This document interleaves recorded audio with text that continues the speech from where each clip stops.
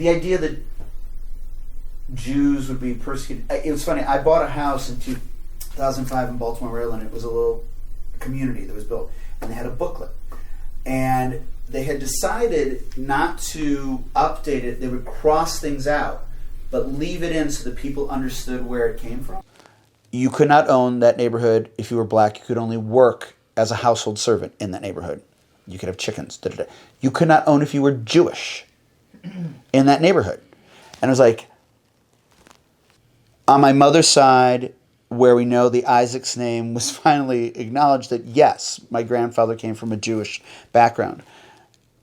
But on both sides of the family, people changed their ethnicity, where they came from, because they were aware of the prejudices that would come forth.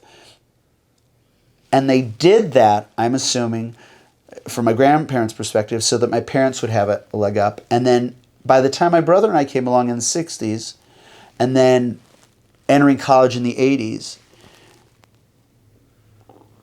one being Jewish primarily, and this is the, that's the tie into the Hungarian side, is the Hungarian Jew, really wasn't an impediment. And certainly most people didn't know Prejudice in this country was that name. If you were to go to Europe, it's very clear that Prejudice is a Hungarian Jewish name, traditionally a Hungarian Jewish name.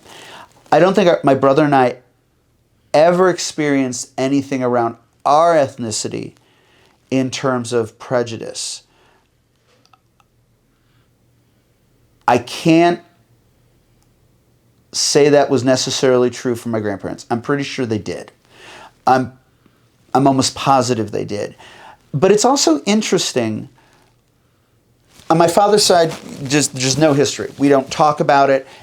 I assume from some of it, it's like they blank it out. That we're going to ignore that. On my mother's side, I think there was an acknowledgement, but you go on, you think positively. And,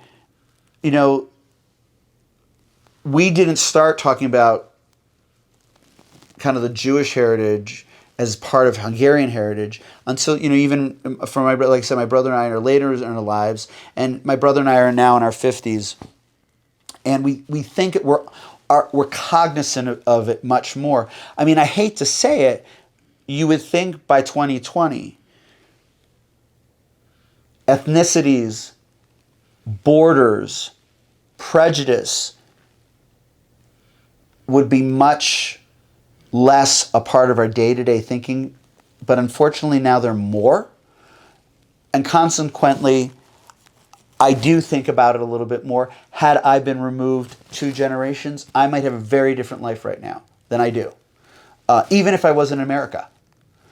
If this, not to make this political, but in this time frame in which we're so divided, if we subtract 50 years, it'd be very different for most people. And I think including myself, for a number of reasons. So it's interesting to think, like I said, coming into the 60s and 70s, that stuff was behind us as a country. Even all of that was. And now to kind of have it being different at all is bad. Or in some cases it's bad. It's not everywhere, definitely. And that might be the good thing that saves us all, is that, but for some people being different is bad. And it's like, but this is who we are. I'm talking about people that came to this country in the early teens of the last century.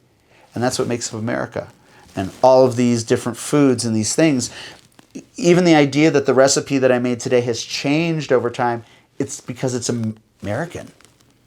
Or it was served in America by Americans. I didn't intend to think this way, but it's true. That recipe may be quite different had it never left Hungary. But it did, with a person. And it got passed down. And we changed things here.